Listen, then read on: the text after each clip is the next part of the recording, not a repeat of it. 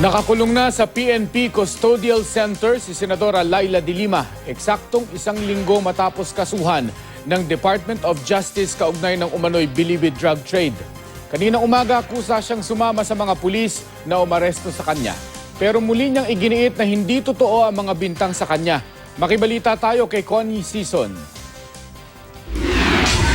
Mag-aalas 7 ng umaga nang dumating sa Senado ang mga arresting officer mula sa CIDG na pinangunahan ni Chief Superintendent Roel Obusan.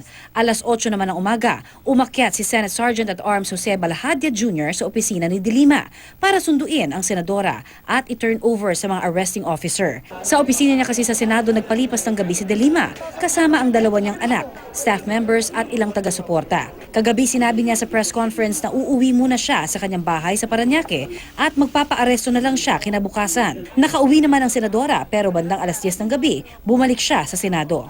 Napilitan po akong umalis kaagad sa bahay dahil nga po nabalitaan ko na on the way na daw po yung arresting team. Mas delikado ang gabi, di ba? And then konti naman sanang respeto. Kanina namang umaga bago lumabas ng Senado. Katulad po ng palagi kong sinasabi, inuulit po ngayon, inosente po ako, wala pong katotohanan, bawang kasinungalingan, ang mga pinaparatang po nila sa akin sa bandang huli. Lalabas po ang katotohanan at makakamit ko po ang justisya. Ipagpapatuloy rin daw niya ang paglaban sa extrajudicial killings. Hindi na pinasasa ng mga tauhan ng CIDG ang senadora. Alas 9 ng umaga, dumating sa PNP Camp Crame si de Lima. Saglit siyang nag-almusal bago sumailalim sa booking procedure kung saan kinuhaan siya ng mugshot, fingerprint at nagpa-medical.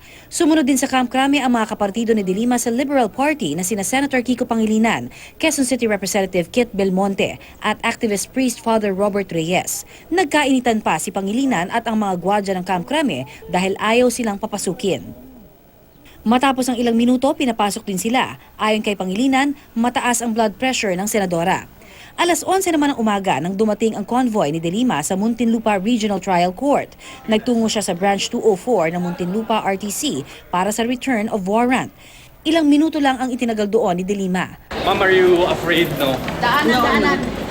Pagbalik sa coaster, kumaway pa ang senadora sa kanyang mga taga-suporta. Muling bumalik ang senadora sa Camp Crame. Alinsunod sa inilabas na commitment order sa Camp Crame Custodial Service Unit siya ipipiit.